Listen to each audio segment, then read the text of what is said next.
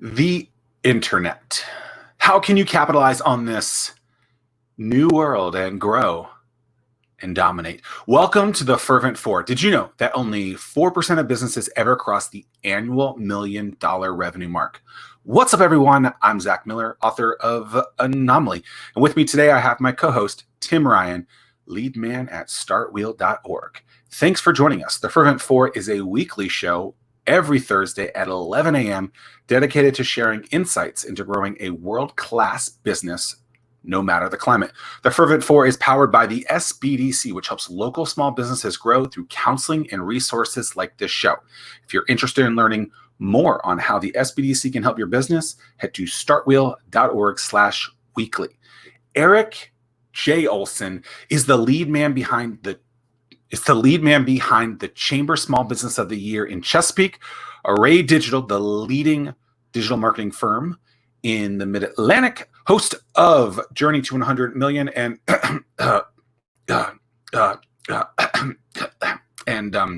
is also a hokey. God, it's got some. All right, man. Hey, grab some water. Hokey was hard to get out there. Chokey, I guess, is what I meant to say. Erik J. Olson, what's up, buddy? What's happening, fellas? What's up, Erik? What's up, Zack? Howdy. Thanks for having me on. So you work from home now? I do. Yeah. So, when COVID hit, which was March 16th, I remember very clearly because we just had an in-person event at the Sliver Library the Thursday before that. And we just barely got an in-person event in. And then the next day, the governor shut down the schools and Trump declared an emergency. Yeah. And we started working from home that next Monday. So, yeah, it was March 16th. I've been here ever since. And you know what? It's very easy to conduct business from here. Since that happened, the team has been humming along just fine. We've actually hired 2 new people, 100% remote without ever seeing them. We've picked up new clients. So we can operate this business no problem remotely. Yeah, that's funny. We had startup night that same night that you had your event. And that was like, who knew that would be the last time that we would all see one. Well, was it that next day that the NBA, it seems like the NBA really was like the official thing that because the Denver Nuggets player, I think it was Denver Nuggets, Utah Jazz player, right. He got it, and that just seemed to like, wow. Yeah, I mean, going into that period of time, things were being shut down. So like South by Southwest, they shut down, but we all thought that was the anomaly, right? And it wasn't going to spread. And then all of a sudden, it was just spreading like everywhere, like crazy. And once the governor of Virginia shut down schools, I was like, all right, this thing is for real, So, but you say things working from home have been easier than I think initially anticipated. And maybe that's the wrong word, but like what prepared you to basically go from having an office where you and the majority of your staff that lives in the 757 would go to every weekday to then just being like, hey guys, you're going to work from home now, and I'm going to work from home, and easy peasy. Like, how's that happen? So it was very easy for us. It was literally someone on the team was like on that Friday, they're like, hey, do you think we should be still coming into the office? And I'm like, no, let's just not do it. Let's just on Monday just work from home.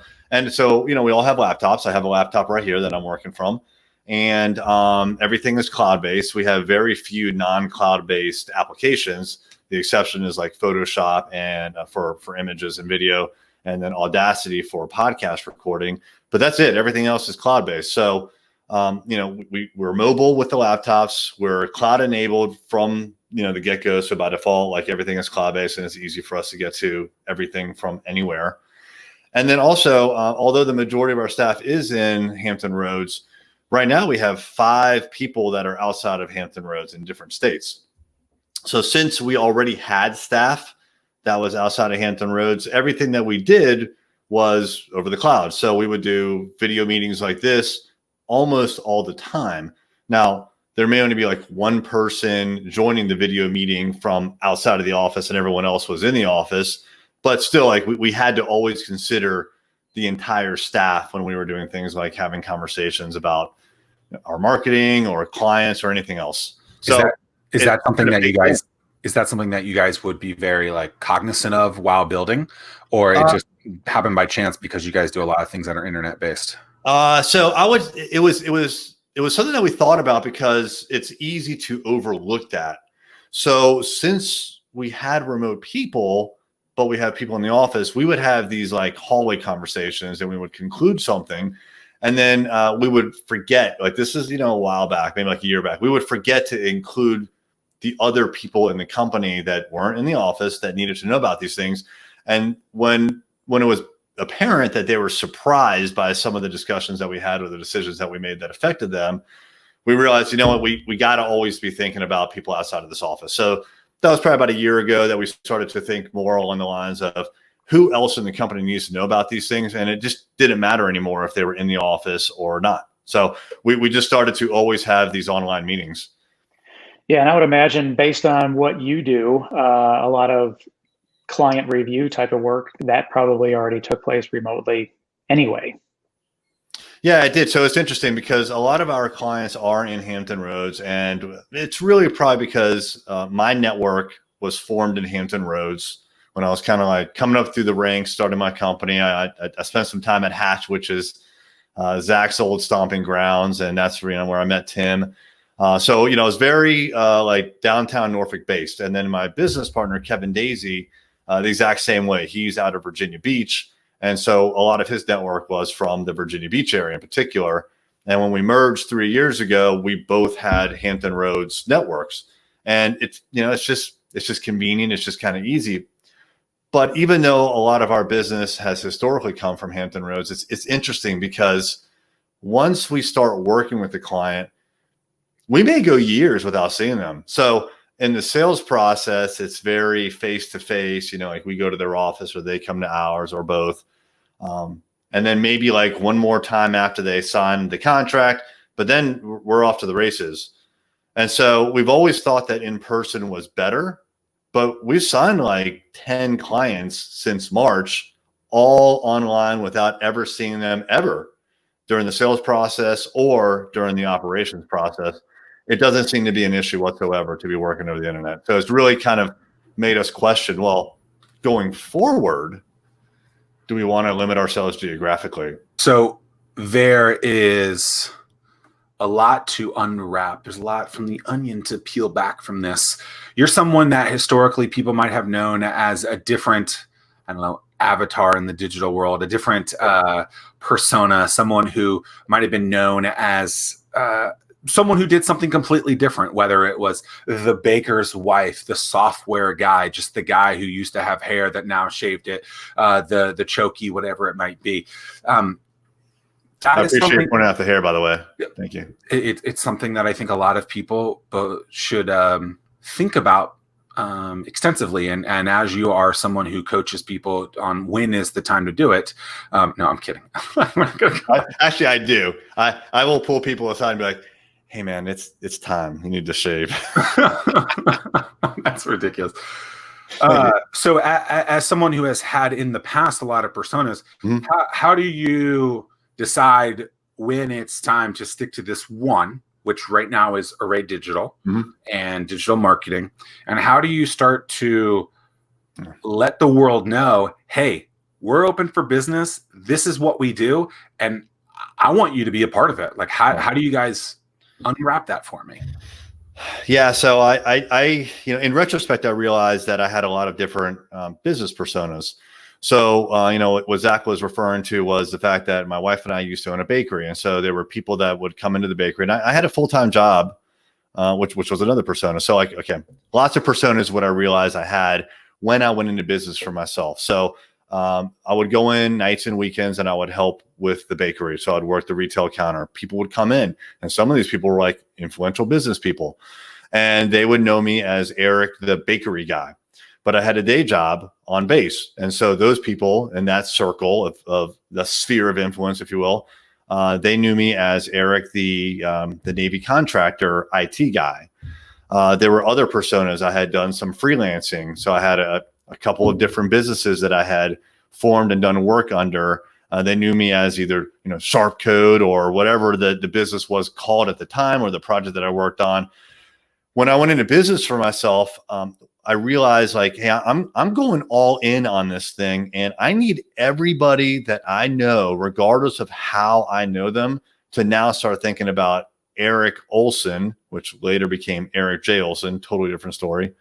But I need them to think about Erik Olson as the guy who's running his own business now. At the time, it was called Fresh Information Management Systems, and we did custom software development. I wanted to reframe everybody's perception of this guy as the guy with that business, because what I wanted was to take all of that network that I'd created, and I wanted to funnel it and focus it in on the business, because I needed business right off the bat. So what I had to do was like basically break down those old personas. And what it meant was having to walk away from a lot of things that I had done in the past. I didn't want people to know me as Erik, the bakery guy, Erik, the contractor, Erik, etc. So I had to go tell them directly what I was doing. The best way that I could do that was, I sent out emails, of course, right? And I also called people, but it's difficult to call like everybody. So what I realized I needed to do is I needed to make a statement. And I got the idea of, like with wedding invitations, they're very formalized, they're pre-printed, they go to people. When you get one, something significant, like, is in this envelope and this letter. A piece of direct mail. A piece of direct mail. And I'm a digital guy. I've always been like, in software or digital. But when you get a piece of mail, and you know how it is. You get a letter, especially like a handwritten letter, and it gets your attention. Mm-hmm. And so what I wanted was to send a mailing to everybody that had a letter that said, hey, I have started a business. We do A, B, C, and D. And if you know someone who needs this kind of help or this kind of service, let me know, because this is what I'm doing now. I'm totally committed. And so I had to go 100% in on this new persona, which was scary as shit, because I think most people that start a business, they kind of do it on the side. They don't really tell anybody, or they kind of tell just a few people. It's on the down low. And I think that's a mistake. I think you need to just broadcast it everywhere, tell every single person that you know. And that's exactly what I did. I think what's interesting too is a lot of people think direct mail doesn't work. I 100% disagree with that statement. I think if your direct mail looks like everyone else's thing, then yes, the purpose of that could be lost, right? If you send something that looks like a bill and that person doesn't open it, like, you have to think about the environment that person is in, and you were sending something that was very unique. And I appreciate that. And I think oftentimes, and you at that time, I believe, weren't even in digital marketing yet, but were using it. And that was a different persona. That was a different Erik Olson at that point. And so what's interesting is how you were doing things that helped you now that you didn't even realize were going to be that thing that would help you. And so when you started sending that stuff out, you got at least one customer out of that. And you sent it to what, like 200 people or something? What breakdown? Well, I got several leads, and one of the projects actually, it may be the only project that came out of that. It was actually through Tim. So Tim was one of the people that got that letter. And, I don't know if it was a result of just me telling Tim, or Tim receiving the letter, or receiving the email, but basically that letter went out, Tim got it. And within really a couple of days, Tim called me up and he's like, hey, I've got a client who's doing this thing, this app, and they could use some help. And are you interested? And I'm like, yeah, absolutely. So thank you, Tim. Yeah. And that was what, how long ago was that? 3-4 years ago now? Dude, that was like 7 years ago. Are you serious? Yeah. Wow. Yeah. And the thing is 7 years and you're still beating the same drum to try to tell everybody, who Erik J. Olson is. And it's one of those things. You if you're not putting your name out there, then who is? I mean, like, certainly, of course, you want your best clients to talk about you, but and that's great. Like, that's the best kind of referral traffic, is when someone else tells one of their friends or colleagues about you, and then you get that inbound traffic. But it's hard to predict. It's hard to do anything about. And if you only rely on that, you're just kicking back and waiting and hoping, right? Right. So that's kind of a defensive play. So I like to go offense, and do both. Right. So wait for those referrals to come in. You got to do good work to get the referrals, but on while you're waiting, go on offense and tell the world about what you're up to. Yeah, and that's the crazy thing. So you're 7 years still trying to get your name out there, and based on your experience, how long do some of the clients that you work with want to throw in the towel before they determine this is not working? We need to pivot and try a different strategy from a marketing standpoint. Is that a constant struggle that you have with the folks that you work with? The way that I should answer is none of our clients throw in the towel because they all love us so much. Right. That's not reality, right? So, with the kind of work that we do, there is often a startup cost, and what we don't do is charge that startup cost in the very beginning because it could be expensive. Think about like a website. Websites can go for $10,000 to $50,000, just depending on the client, their needs, the scope, etc. We don't charge that kind of an upfront cost, but we spread it out, if you will, over time. And so we have a minimum commitment that we request of our clients, and that's to make sure that we pay off all those things. Plus, we provide continuing operations for all of our clients. So what we normally find is that we do check in with our clients on a very regular basis. And with each one of those check-ins, whether it's monthly or weekly or both, we're finding out if there's issues. And if there are issues, then we have just an honest conversation. And if we're not able to provide the results that they're looking for, then we have a couple of options. So either before that minimum commitment term expires, we could change tactics, change strategy, which is not an insignificant thing, because we do have a strategy document. We have the whole team is lined up on that strategy. If we're going to change directions, it's a big deal, but we can do it. Or other times, we mutually say, like this, for whatever reason, we're unable to get you results, or we usually part ways quite amicably. I would say it's pretty obvious within 3 to 6 months if things aren't really clicking the way that they need to. And then usually when we go past the 6-month point, it's like things are good. We're producing value. They understand it. And our goal is to keep these clients forever. Like literally, I don't ever want a client to drop. What's interesting too about this is as you have grown into more of a digital maven, if you will. I've never used that word maven before. I don't know why it even came out of my mouth. That's ridiculous. Maybe I put it on the wall back here.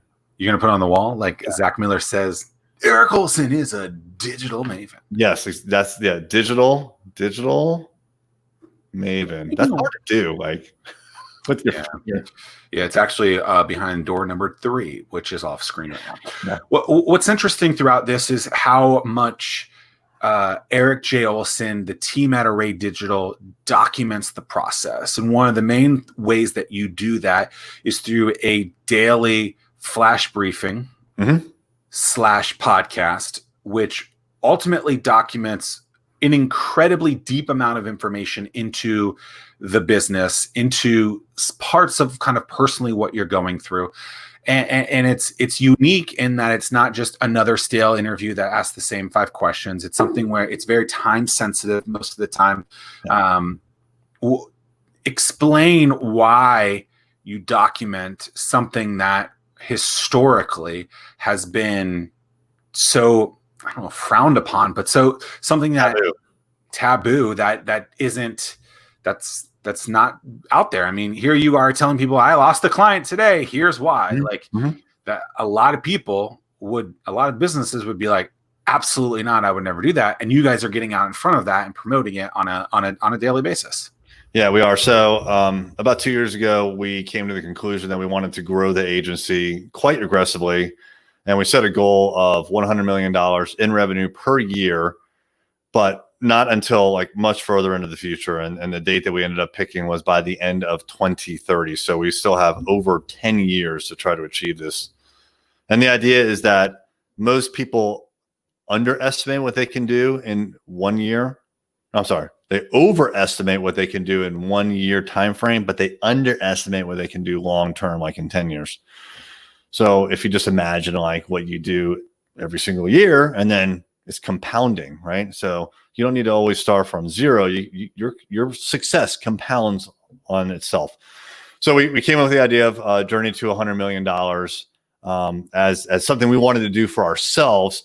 And then when we were thinking about how to market our company, we wanted a podcast, right? So podcasts were hot. I should have got into that game many, many years ago. And they've been around for like over 10 years probably. But at the time when we started, which was in the beginning of 2019, they were certainly very hot, and we wanted to get in on that. And so we wanted a podcast, and we weren't quite sure what we were going to talk about. So there are lots of different options. You could have the interview format, like you were talking about, Zach. You could have answer these 5 questions, same 5 questions always. You could do it by video, blah, blah, blah. There's lots of ways you could do it. We decided that we were going to do a journey format, which is where we were going to tell people what our goal is. And then if they want, they can follow along. And so for us, like our passion, me and Kevin, and we alternate episodes, our passion is growing the business. Like that, you know, when we get really fired up, we talk about business. So we're business people, and that excites us. And so we wanted to talk about all the things that we were doing, and we're very transparent. It's one of our core values in our company, which is transparency.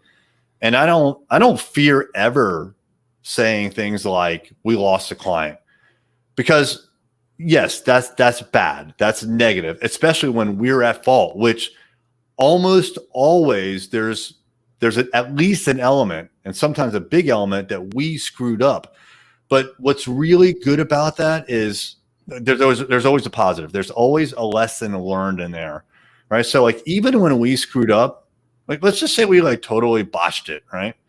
We will have a lessons learned meeting with all of the people in our company that were involved, and we'll talk through like what happened, right? Like how did this go sideways? What did we do wrong? And now we're not trying to place blame so we could fire someone. What we're trying to do is figure out, really, it's usually what part of our process needs to be tweaked to make sure this never happens again.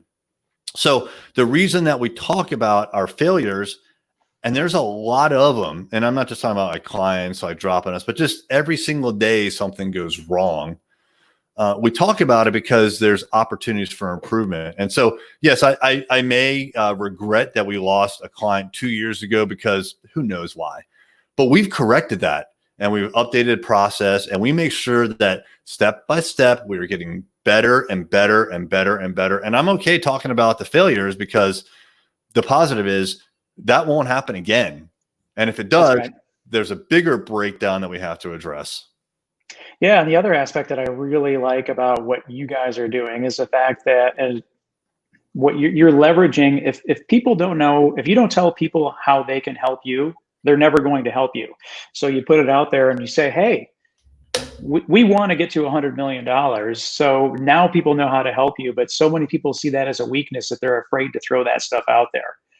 And it's such a huge, it's so important. You're absolutely right. It's so when we started to publicize that, there were a couple of people, like what I would consider to be like heavy hitters, that came to us, and they're like, hey, if you want to get to $100 million, you need to be thinking about X, Y, and Z. And that kind of advice probably would have never come to us if we had not put that out in the universe. Can you give us an example of like what that exact advice was? Yeah, so there was one about acquisitions. So someone has said, hey, are you planning on growing organically, or are you going to be like acquiring and merging? And that's a great question. Like, we have not figured this out. I mean, I have a rough plan. I know what the numbers need to be to compound up to $100 million, but I don't have a 100-page strategy document for this. I mean, what you hear on the podcast, which by the way is called Journey to $100 Million, that's like we're building this strategy day by day.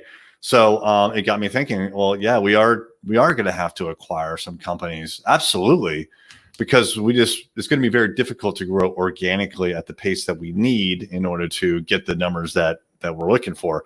So if we're going to have to think about things like acquiring companies, well, where's the money going to come from? And if we need money to buy companies, I need a really good banking relationship. I need to go fortify my banking relationship. And we need to, instead of taking money out of the company, say for like personal gain, it needs to stay there so that one day we can use that as a down payment or something like that, right? It just leads to a lot of other like follow-on questions.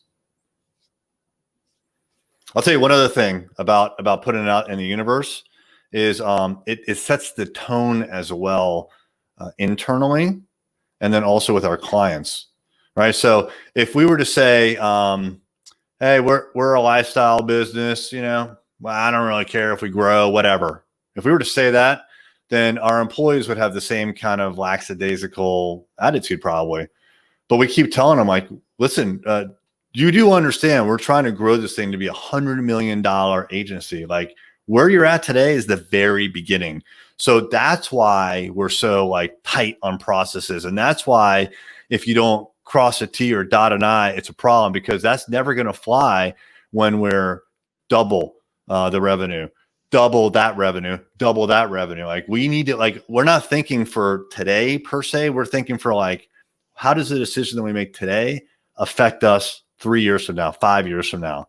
And then also it's a good mindset for the clients. Like they know that if they go with us, we're not just a run-of-the-mill agency. Like we're going places and we're taking them with us. Yeah, it's contagious. And so hats off to you about that. That's awesome. What's as you're reporting your goals and your progress along the way, what's one of the biggest things that you've learned in terms of what your capabilities are? Great question. There's just a tremendous amount of learning, which is why we don't have any trouble creating those daily episodes for the podcast.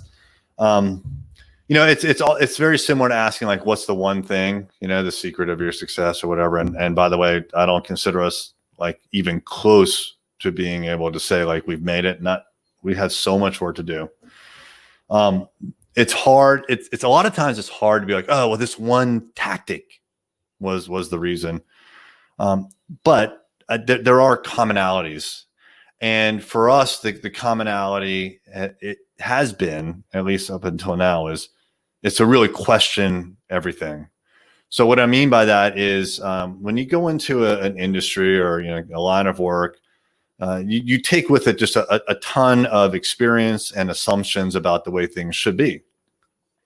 So as an example, if I stuck with that kind of like mentality when it comes to just say billing our clients, then I would have taken my experience probably from my Navy contracting days, and I would say, oh, well, the world invoices once a month, and you have to wait 30 days, net 30, to get paid. And everyone pays late, and it is what it is. That's just the way the world works, right? But we started to question that. We started to question, well, why is it that we're putting our money up to pay for our employees and pay for some of these services, and why are we funding these operations and at risk of never getting paid because we've been stiffed? Like this has happened before. Is that in our best interest? Should we really be doing that, or is there a better way? Maybe instead of giving net 30 terms, we could do net 14, right? So we question, is net 30 the right way?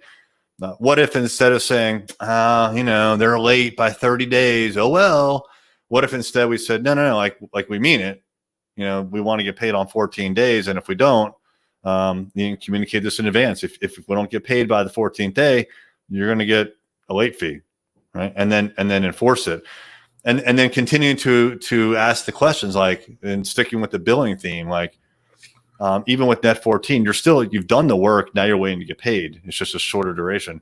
But wouldn't it be great actually if like you got paid in advance? As a matter of fact, wouldn't it be amazing if you got paid like, I don't know, like a month before you actually even start working on it? Like, wouldn't that would be great for you, right?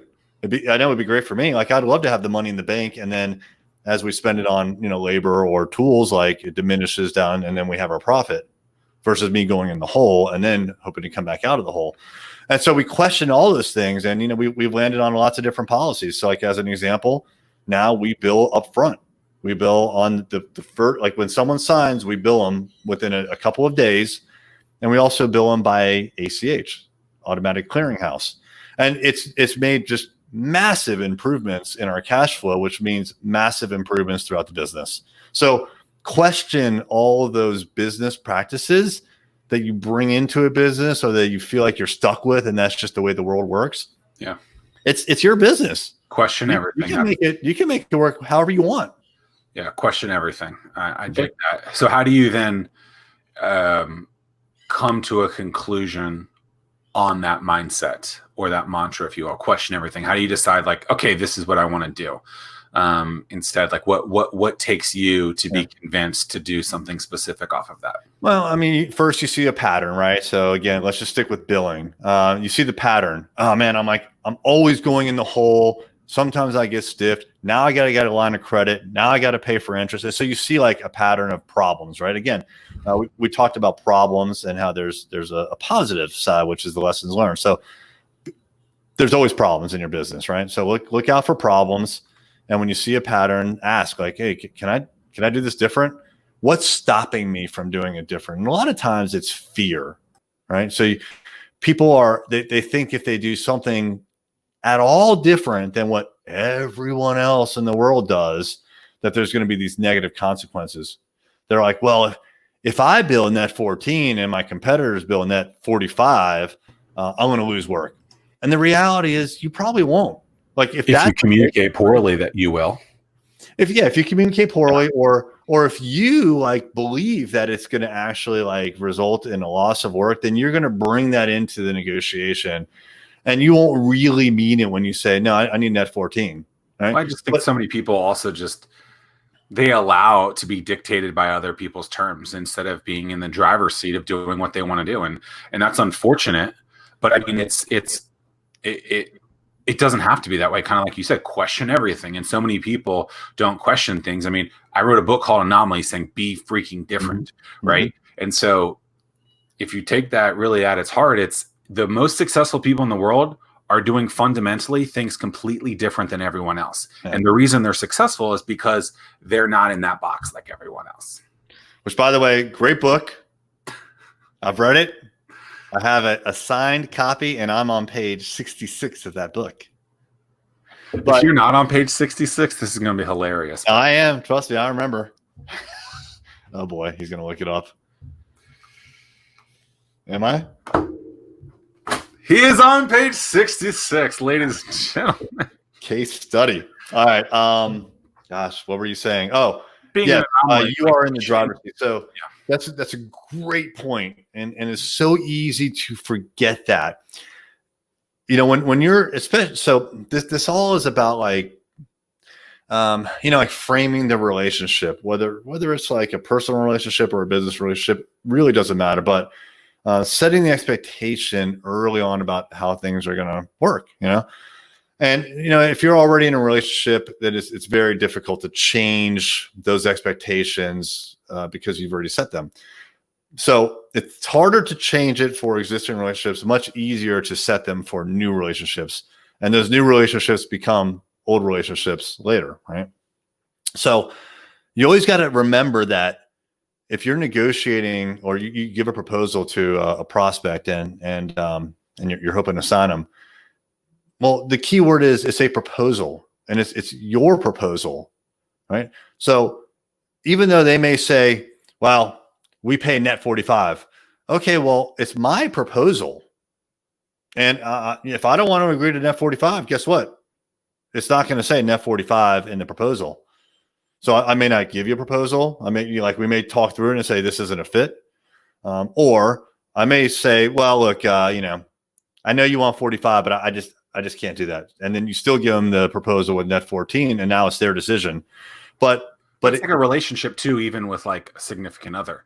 If you want to woo a girl and you start to like, I don't know, wine and dine her too hard, she's going to expect whining and dining every single time. That's right. And then that's what we're talking about is during this whole process, we're training people what the acceptable behavior is. Mm-hmm. So right from the very start, establish what the guidelines are and let go of that fear, like Erik was saying. Yeah, and what's the worst case scenario? You don't get the project, right? You don't land the client, but it wasn't the terms that you wanted. So I think the key is remembering I'm proposing to do work for whoever, and I'm laying out my terms, and I'm telling them like, hey, this is what's important to me. Now I'll negotiate a couple of things, right? Well, actually, we have a rule now which basically says like, well, if someone asks for more than one concession on our terms, red flags start going up. I'm not saying like we won't do it, but the more concessions that we make, the more out of process things are. We've found over time that turns out to not be a great client, or they may not be happy with us. So we look during the sales process for those kinds of like red flags. But in the end, it's our proposal. If we don't want to do it, we won't do it.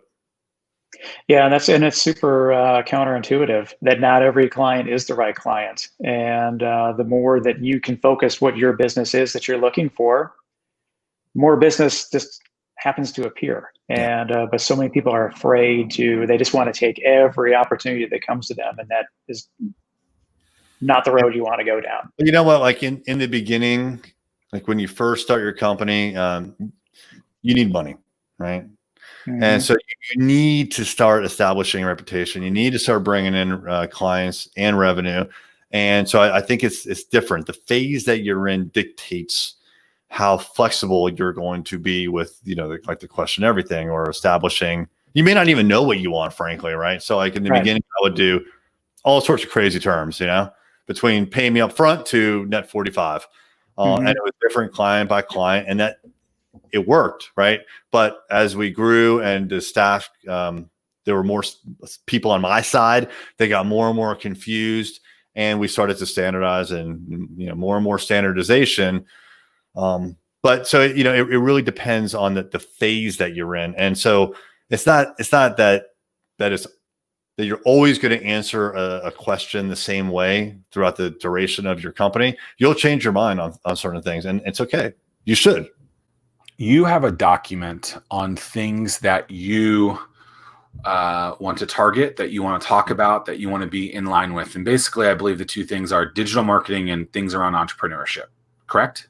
Yep, agreed. Then in that, you have a list of things that you never want to touch on, right? One of those things is politics. And overall, I feel like you've done a pretty good job of never talking about those things. But it seems like recently you have included things that are more political than not. How have you decided or addressed that something that you had on your list of never do has leaked in? It's a great question, Zach. I didn't expect that one.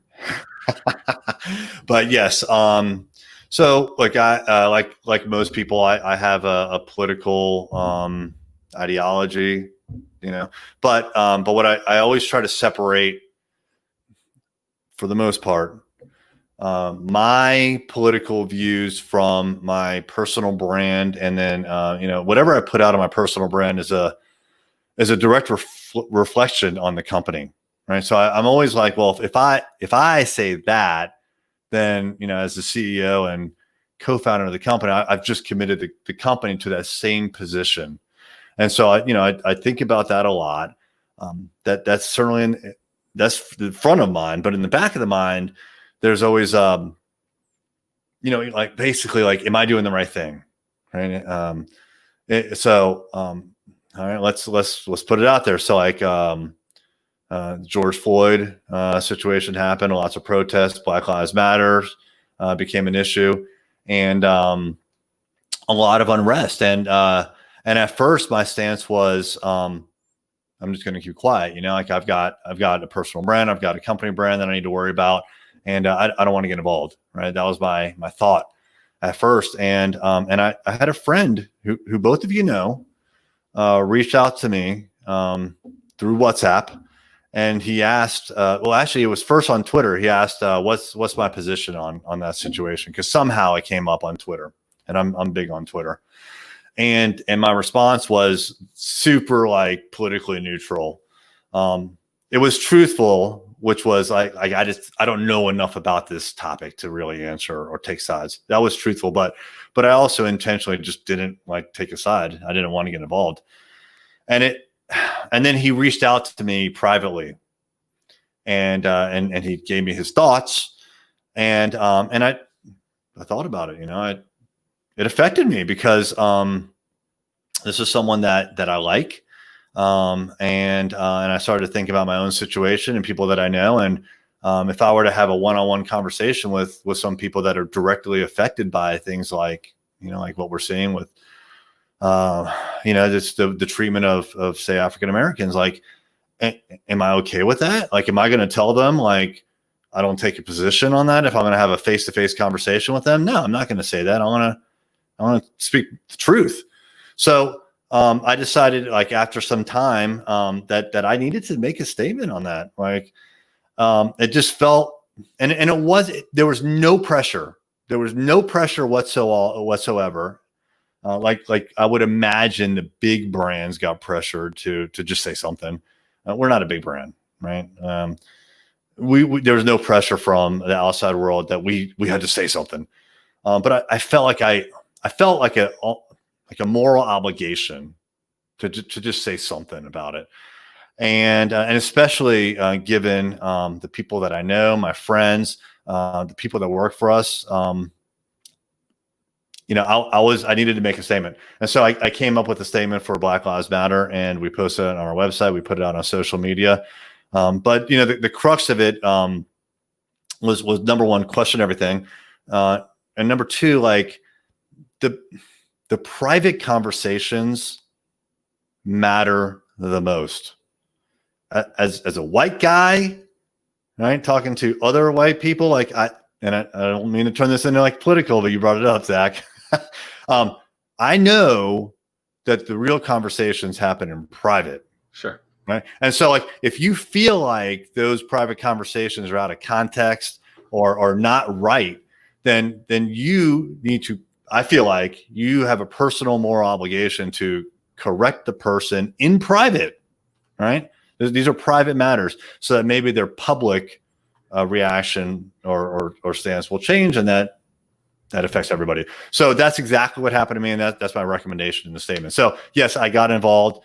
I put that up on our website. Like I said, just yesterday, I was tweeting about politics and the handling of coronavirus and things like Confederate statues. Like, I have an opinion, and I don't do it often. And I certainly am not going to do it all the time, because it dilutes the message that I want to put out there strategically about entrepreneurialism and about digital marketing.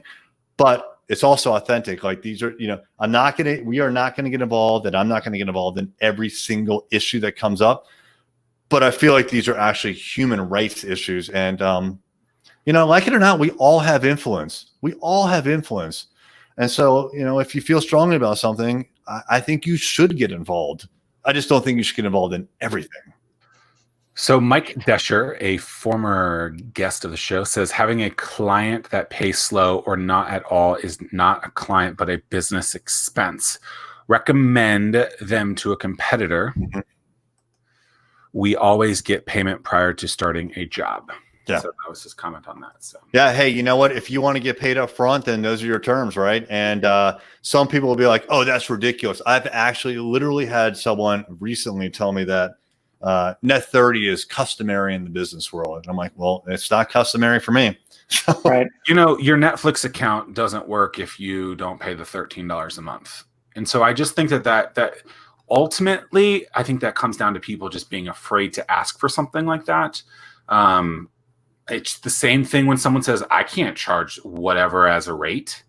There's always an excuse, and there are excuse people. Sure, listen to them, dissect what they're really saying. Maybe there is something valuable in there, but this is not their business. This is your business. This is my business. This is Tim's business, right? And so we get to dictate that, and we get to figure out if it works or not. And if it doesn't, then we need to figure out if we need to massage something in there. But that's right. Yeah. So let's use the example of I can't charge whatever. Try ordering on Amazon terms. But if you want to charge more, question it. Like, why can't you charge more? And usually the answer is, my clients won't pay that much. Okay. Well, do you have the right? Never even asked them. Right. Yeah. Yeah. Have you even tried? Have you ever tried to raise a lot of people are afraid of raising their rates.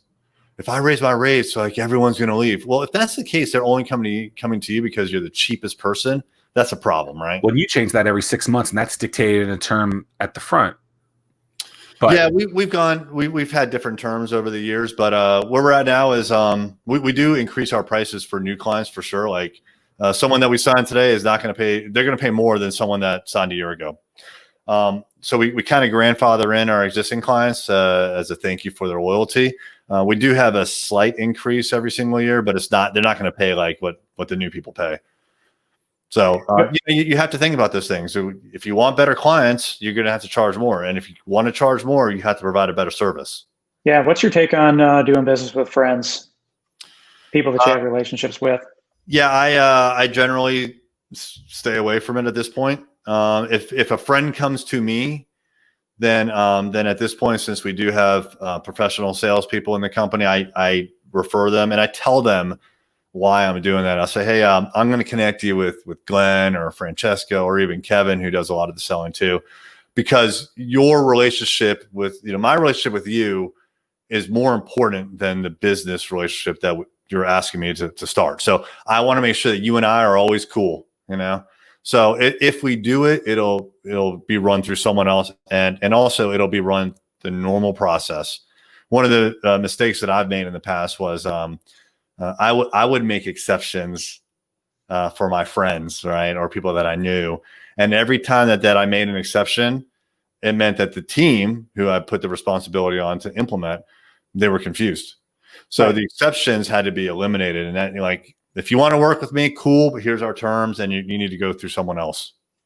Yeah, we're the same way with our business as well. And the other thing that you have to take the emotion out of it. And so like one of the first things we did when we first started was from a financing standpoint, we created that finance email address so that on the outside, it looked like it was coming from the finance department, but you have to take that emotion out of it because it puts you in a pretty tricky situation. That's what I refer to as good cop, bad cop, right? So, right. So everybody needs a bad cop, and That's right. you don't want you to be the bad cop because you have to be the good cop to the clients. So you need a bad cop that'll say things like, "You're late on paying, and if we don't get payment in like a week, we have to shut you down." So you really don't. You want to, if possible, you want to keep yourself in the good graces, right? So you have someone else be bad cop. In our case, Katya is our bad cop, and she's the nicest bad cop you'll ever meet. There you go. So you have explored a lot of medias that are conventional, unconventional, things that could help you, might not help you, that people would say you're ridiculous, you're sending mail, it's 2013, you're sending mail, it's 2020, that would never work. Actually, it does. And coming soon is a book. It is. I know you talked about this a little bit. It's on the topic of the first $1 million that your company made, which is the topic of this show, really, which is the title of the show, which is the Fervent Four, which is in direct thought of it takes. The data point is there's 4% of businesses. Only 4% of businesses make it to the $1 million annual mark each and every year. Yep. And so the Fervent Four is based off of that. So the 4 from that is based off of you. The the fervent part was from Tim, and the is me, because you just add the at the beginning of everything because Facebook used to have. I brought it back from Facebook basically. I was like, Facebook, bring back the Facebook, yeah. Makes sense to me. Right? Yeah. Makes sense to all of us. So I got a copy right here. I'm reading through it. I'm probably somewhere between 1/3 and 1/2 complete. I've lived through a lot of this journey with you, which is interesting. And so it's very focused on getting to that first $1 million mark. My question is, why a book now? Why is this relevant? Why is this the next chapter for Erik J. Olson to get a book out? Why is a book something that is relevant to you as something that you want to do and that people should read? Yeah. So I have a copy as well. $1 Million Journey, which the genesis is I was sitting through a learning event with a group called the Entrepreneurs Organization, and In order to get into that group, you have to be a founding member or own or run a company that does $1 million in revenue a year. And it was a goal of mine to bring in $1 million because, well, it just sounds cool. Now, just because you bring in $1 million in revenue does not mean that you bring home $1 million. So let's be clear about that. It's top line revenue minus a ton of expenses, and then whatever's left over is profit. Some companies, actually a lot of companies, especially now in coronavirus days, don't make a profit, right? So you could have a $1 million, $10 million or more company where you're hemorrhaging money. So, anyways, what I learned was that only 4%, like Zach was saying, actually get to that level. And that the stat when it was thrown out was, like, hey, you did a good job. You got to top 4%. You're $1 million. But what I kind of heard was, well, there's 96% of businesses and business owners that haven't made it there, that are probably struggling to get there, or unfortunately die trying. Like, of course, there's people who don't want to achieve that level, or they don't want to grow their company for whatever reason. They're out there, but a lot of times I think that's kind of an excuse. Of course, you want to have a big company, you want to have a big operation, you want to make your mark in the world. So what I realized was that there's 96% of the people that struggle, just like are struggling like I struggled. It took me 8 years. Right. So in the very beginning of this show, Tim asked, like, how long was that, Erik, when you sent out, like when you sent me that flyer? That was 7 years ago.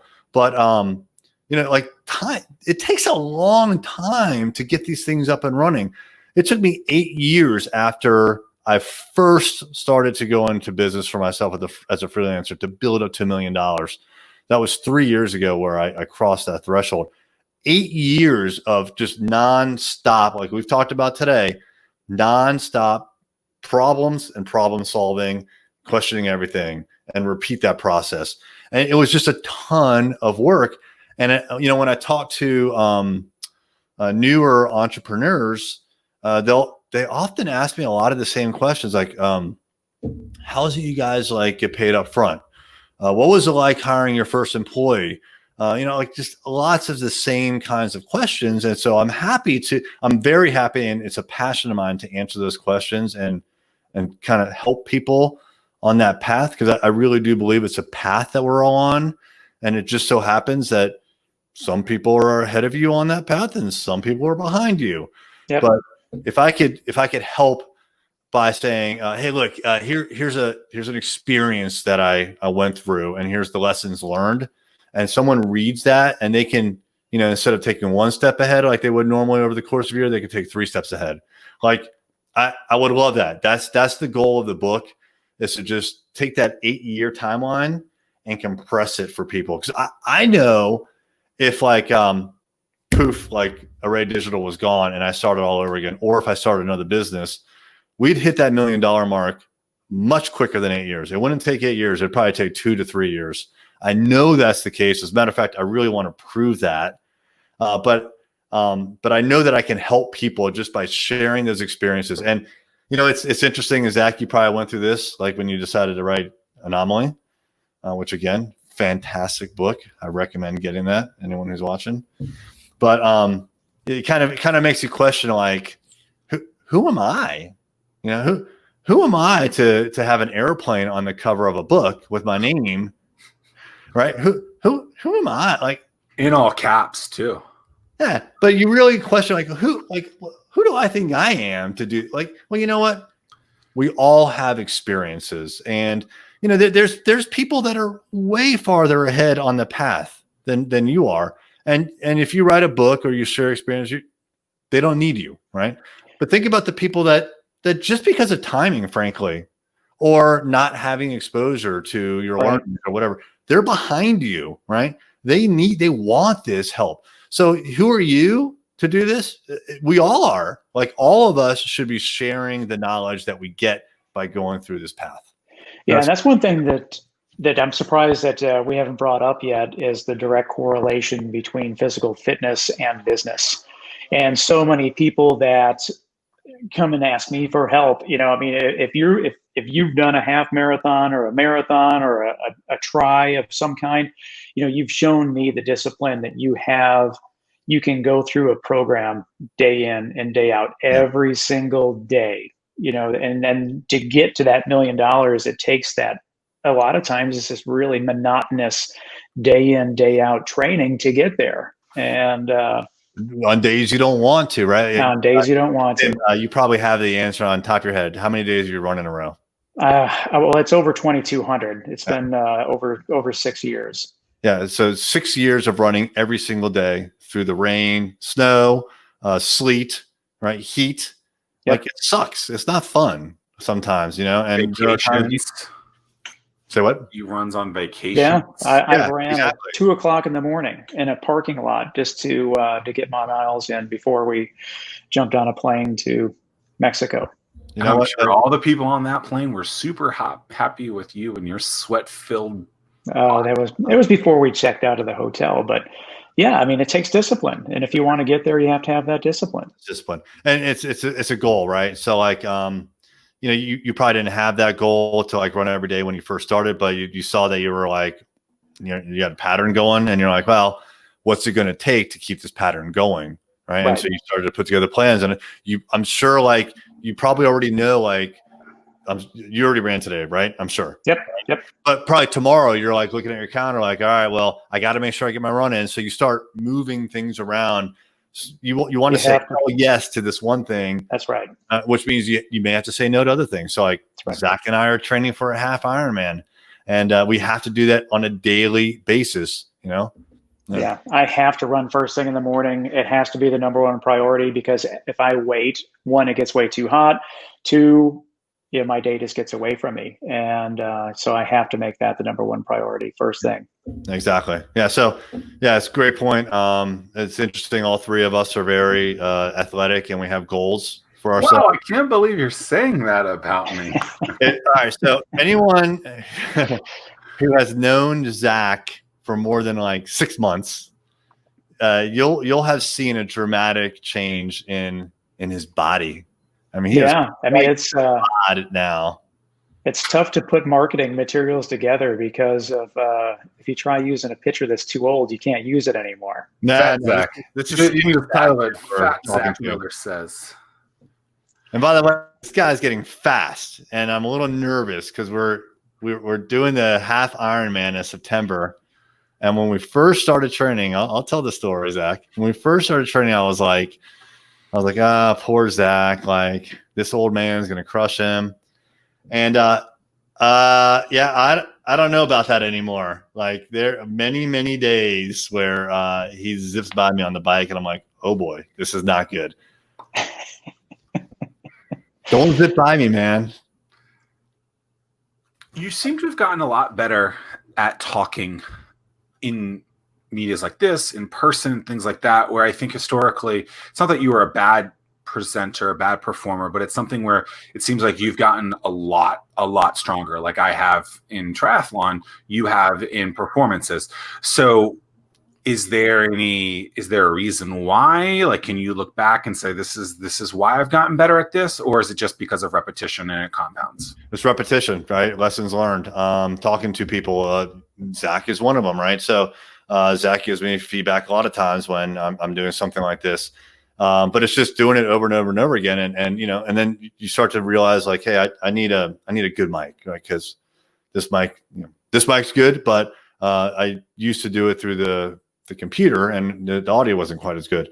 Lighting, right? I've got some lighting back here. So right, this is what it would normally look like without the lighting on. I've got a ring light, and it kind of helps. The ring light is pointing to the wall instead of at my face, because I wear glasses. And if it were pointing at me, you would see circles, which looks stupid, right?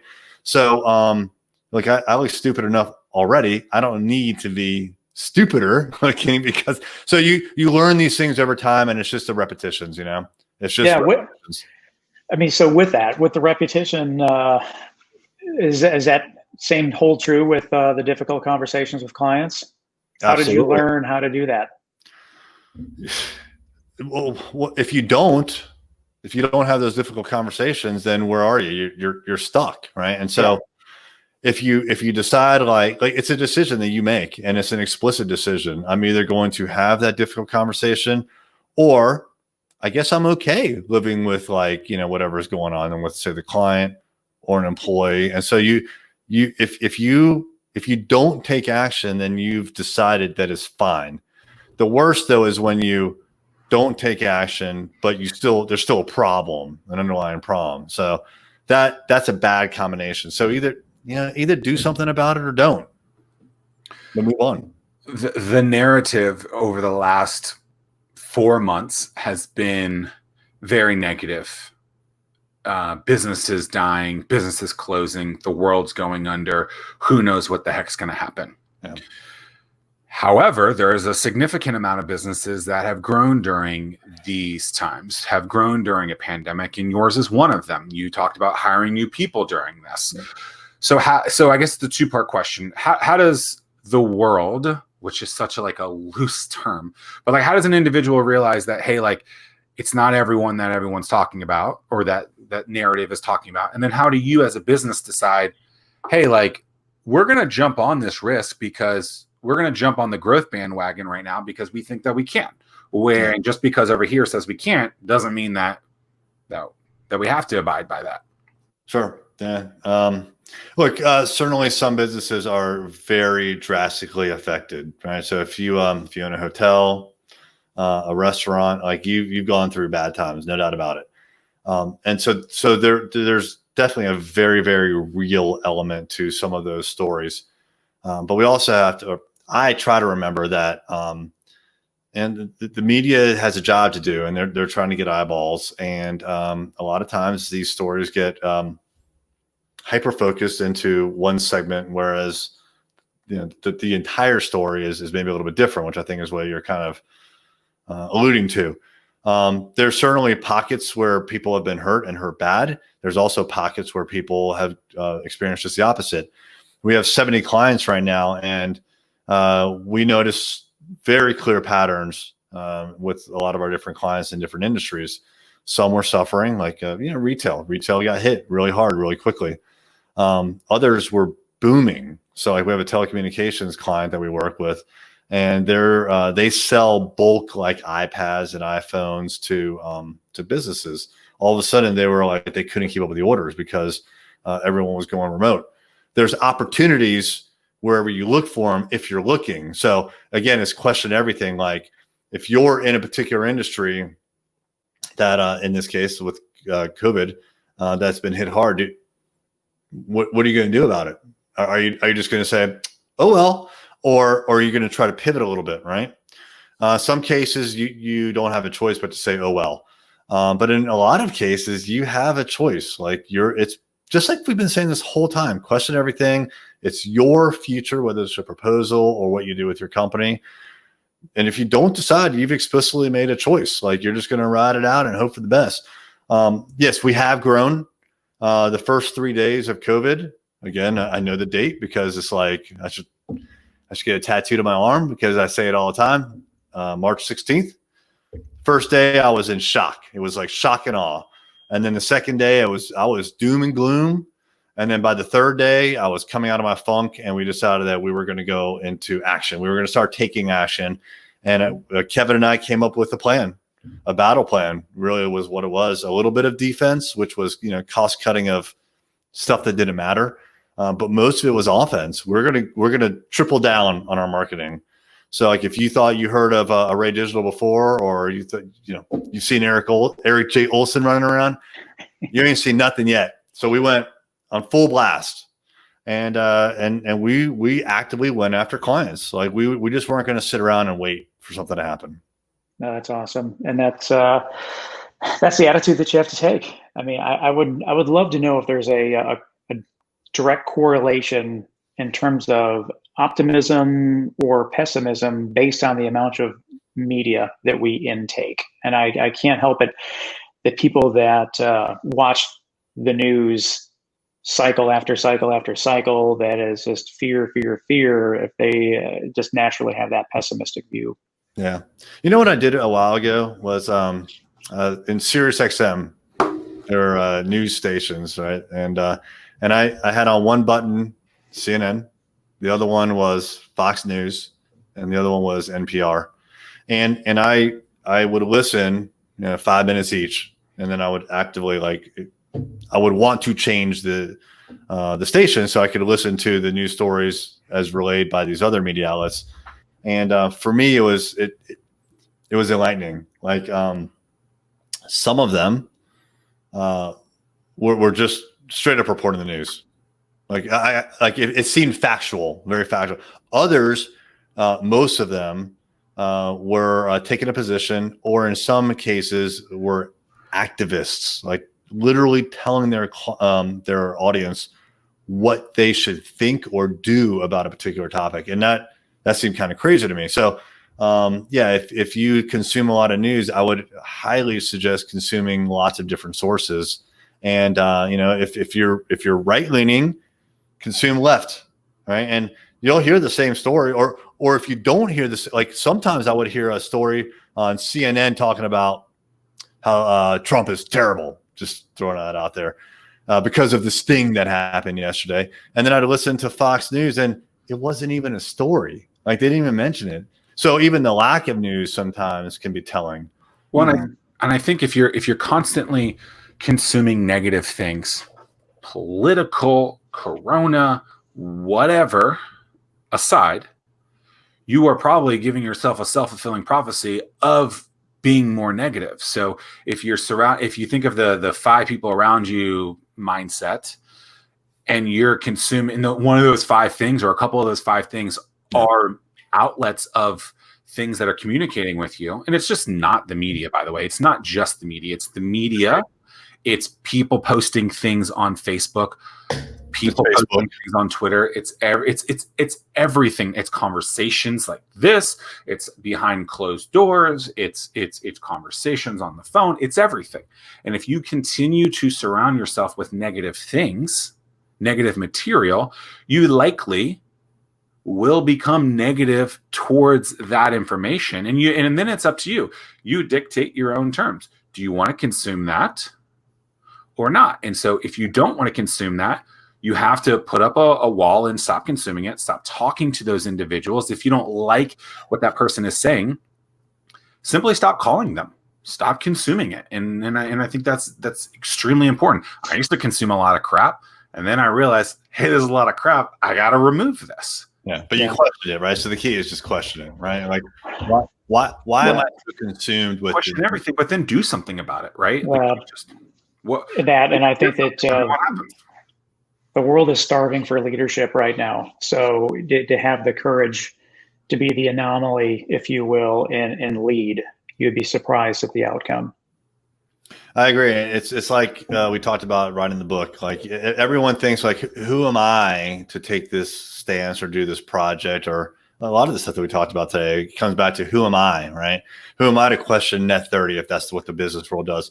Who am I to write a book about my experience? Who am I to make a statement about human rights? It's individual leadership. It's exactly what you're talking about, Tim. You are the person that should be questioning it, not you, Tim, but everyone who's watching, you should be questioning these things, and you set the tone for your own life. And you are Erik J. Olson coming at you. Bam. Where can people find more information about the man, the myth, not the legend, Erik J. Olson? I'm not a legend yet. Oh man. No, I'm going to question that one. Yes, absolutely. So I hang out on social media. My handle everywhere is I am Erik J. Olson. So that's Erik with a K, E-R-I-K, the letter J with a J, and Olson is O-L-S-O-N. I'm most active on Twitter, but I'm everywhere. And then my company is Array Digital. If you want to find out about what we do, you can go to thisisarray.com. Awesome. Wonderful. Thanks for having me on, fellas. Any closing thoughts? I love the live format. I think it's great. Just to throw it out there, we do a similar thing called Lunchtime Live.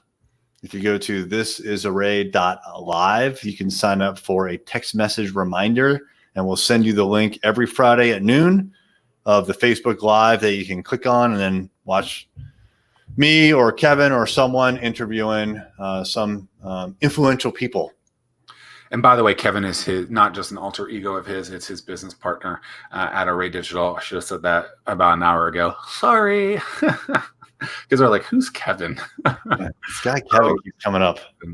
Is Kevin the male equivalent of Karen? I don't even know how to answer that. I think I should just say pass. I should have said that. I don't know. That was ridiculous.